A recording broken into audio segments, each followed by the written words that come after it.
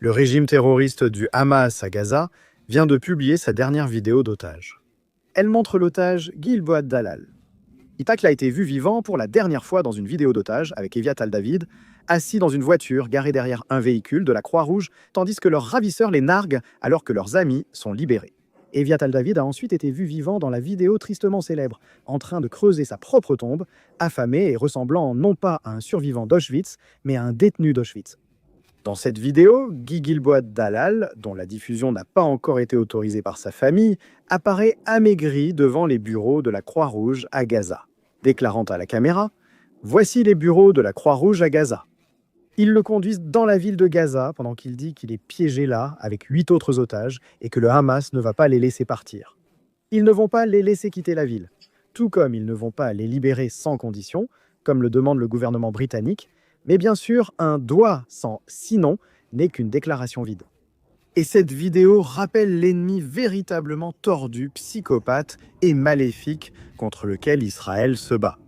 Et les dilemmes inhumains auxquels Israël est confronté dans sa quête pour ramener les otages chez eux et pour s'assurer que le régime du Hamas ne puisse plus jamais prendre d'otages ou terroriser le peuple d'Israël.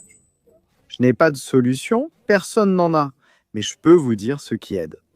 Voir l'extraordinaire réveil de la diaspora avec des rassemblements comme celui-ci chaque semaine, sans faute, qu'il pleuve ou qu'il fasse beau, depuis le 7 octobre. Malgré la haine, malgré l'intimidation, malgré les immenses marches de haine dans les rues de Londres presque chaque semaine, en solidarité non pas avec les kidnappés, mais avec les ravisseurs. Des manifestations comme celle-ci à travers la diaspora, de Londres à Los Angeles, de Johannesburg à Sydney, sont un phare de lumière. Elles ont rassemblé le monde juif tout entier, réaffirmant notre humanité, notre dignité, notre solidarité et notre responsabilité mutuelle les uns envers les autres.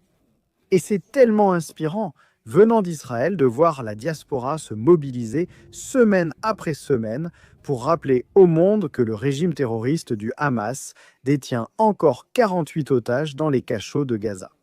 Jusqu'à 20 d'entre eux sont encore en vie, nous l'espérons, mais à peine. Et chaque jour qui passe, alors que le Hamas continue de les affamer et de les torturer, est une menace pour leur vie. Et en plus d'eux, 28 autres otages qui ont déjà été assassinés et que le Hamas essaie de rançonner pour obtenir des conditions qui lui permettront de survivre à la guerre qu'il a déclenchée et de se préparer au prochain massacre du 7 octobre. Beaucoup ont oublié les otages. Beaucoup de gens travaillent à très dur pour s'assurer que le grand public oublie les otages, car la crise des otages est une nuisance pour le gouvernement britannique. C'est une nuisance pour tous les gouvernements occidentaux qui comprennent que tant que les otages sont piégés à Gaza, il n'y a aucun moyen pour Israël de simplement reculer.